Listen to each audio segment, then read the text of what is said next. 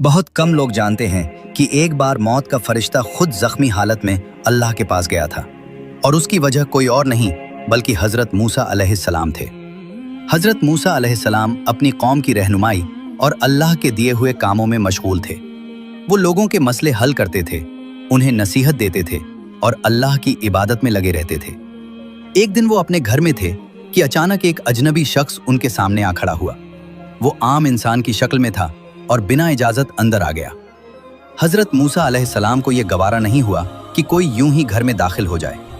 उन्होंने उस अजनबी को रोका और पूछा कि वो कौन है और क्यों आया है।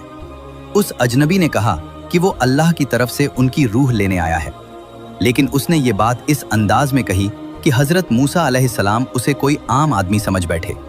हजरत मूसा अलैहिस्सलाम ने उसे डांटा और आगे बढ़ने से रोका। उस अजनबी ने जोर दिया कि वो अपना काम करने आया है।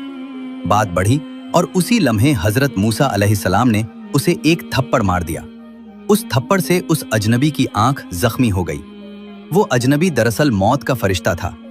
वो उसी हालत में अल्लाह के पास गया और अर्ज किया कि आपने मुझे अपने एक बंदे के पास भेजा और उसने मुझे चोट पहुंचा दी।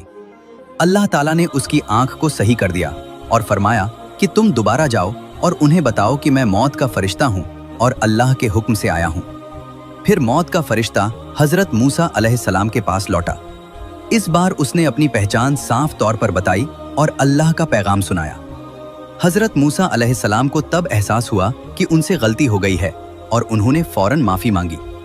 फिर मौत के फरिश्ते ने कहा कि अल्लाह ताला ने आपको ये इख्तियार दिया है कि अगर आप चाहें तो आपकी उम्र बढ़ा दी जाएगी। इसके लिए कहा गया कि आप एक बैल की पीठ पर अपना हाथ रखें। जितने बाल आपके हाथ के नीचे आएंगे उतने साल आपको और जिंदगी दी जाएगी। हजरत मूसा अलैहिस्सलाम ने यह सुना और पूछा कि उसके बाद क्या होगा। जवाब मिला कि उसके बाद मौत आएगी। तब हजरत मूसा अलैहिस्सलाम ने फरमाया कि फिर अभी ही अल्लाह से मुलाकात बेहतर है। उन्होंने दुआ की कि ऐ अल्लाह, मुझे मुकद्दस जमीन के करीब मौत दे।